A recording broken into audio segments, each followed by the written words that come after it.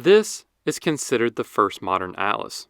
Published in 1570 by Flemish cartographer Abraham Ortelius, the Theatrum Orbis Terrarum was the most comprehensive and systematically edited atlas of its time, summarizing 16th century geographic knowledge just decades after Europeans first reached the Americas.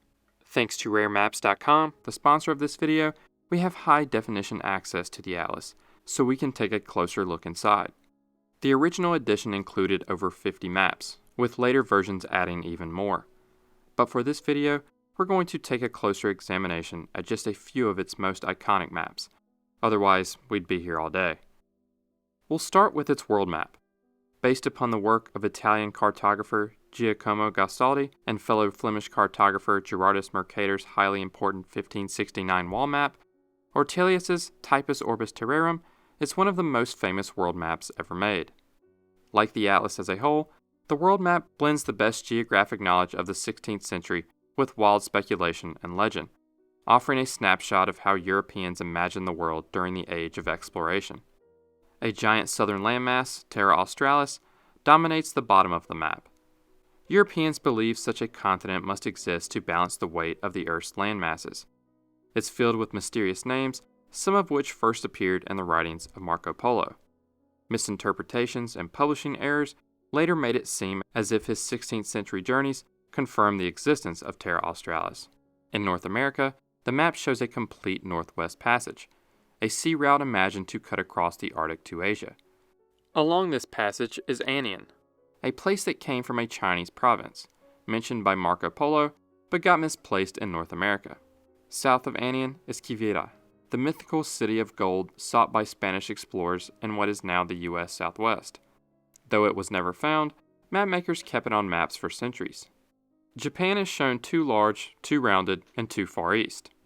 In early editions of the map, there are 4 islands in the Arctic.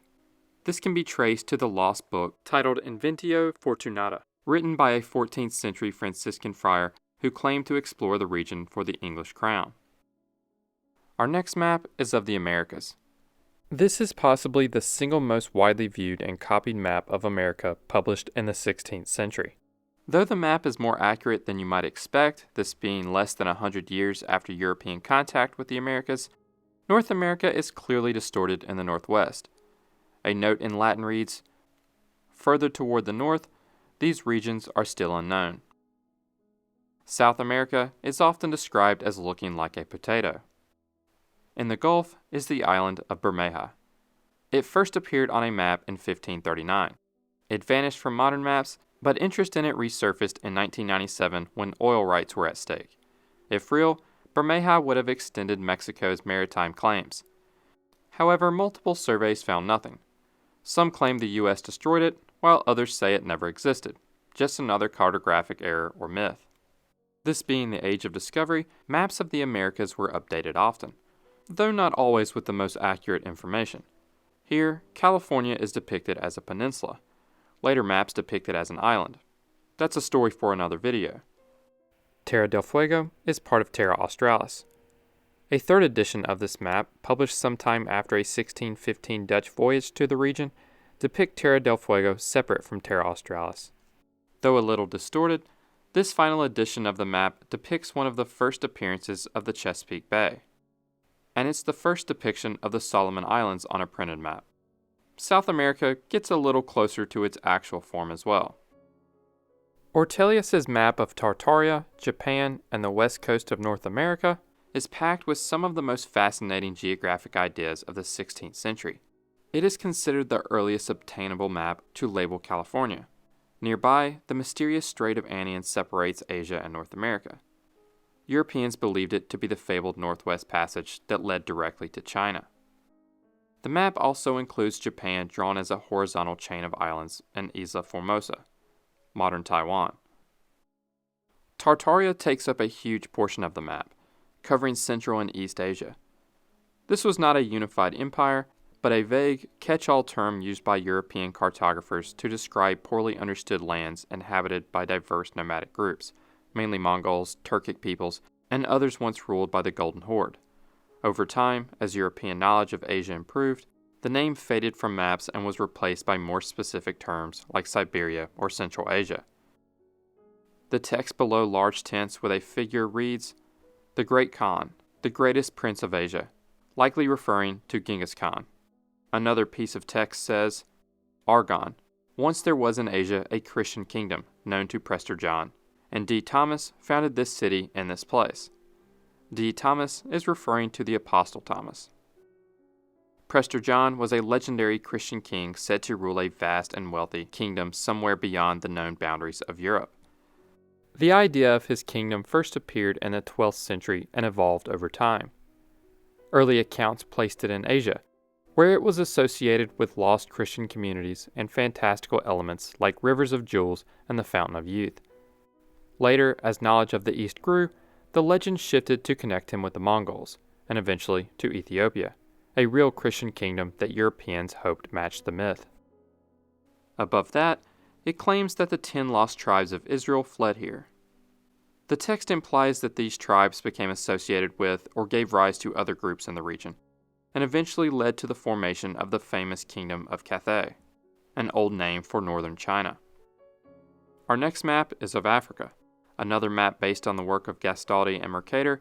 It includes political regions like Nubia and Zanzibar, detailed coastlines, hundreds of labeled settlements, and some cool-looking sea monsters. A standout feature is the Central African river system. Following Gastaldi, Ortelius showed 2 large lakes as the source of major rivers, including the Nile. This geographic information can be traced back to Ptolemy. Ptolemy cited the tales of a Greek merchant named Diogenes, as well as other travelers who claimed to have journeyed inland from the coast of East Africa. These travelers claimed to have located 2 great lakes and snowy mountains that fed the Nile River. In the middle of the map, written in Latin, are the words, "Here, far and wide, rules the great prince Prester John, the most powerful king of all Africa." It would take several Portuguese diplomatic missions over the next century to disprove this. Titled Description of the Northern Regions, this map spans from Scandinavia and the Arctic to Greenland, Iceland, and parts of North America. It draws on earlier sources like Mercator's 1569 world map, the 1558 Zeno map, and Olaus Magnus's 1539 Carta Marina. Scattered across the ocean are several mythical islands, including Friesland, a phantom land likely based on the misreading of Iceland. Hypersil, a ghost island west of Ireland, was said to only appear once every 7 years. A curious Latin note in the Arctic reads, "Pygmies live here." The map also labels a region in northeastern America as Estotiland, possibly referencing Norumbega, a rumored Native American city of gold and pearls. Sea monsters and ships decorate the waters, reflecting the era's sense of wonder and danger. More than just an atlas, Ortelius' work captures the Renaissance mindset, a mixture of exploration, myths, and imagination at a time when much of the world was still unknown. But these were just a handful of the maps inside this iconic atlas, and even those that were covered, many details were left out. Each could probably receive their own video. I encourage you to take a look at the atlas yourself. You can do that by heading to raremaps.com or clicking the link in the description. Raremaps.com is an online antique map shop with thousands of antique maps in their inventory at any given time, but it's also a great resource for learning about old maps. They are often where I begin my research and one of the most comprehensive online libraries of antique maps on the internet. If it's not clear, these are authentic antique maps, not modern reprints.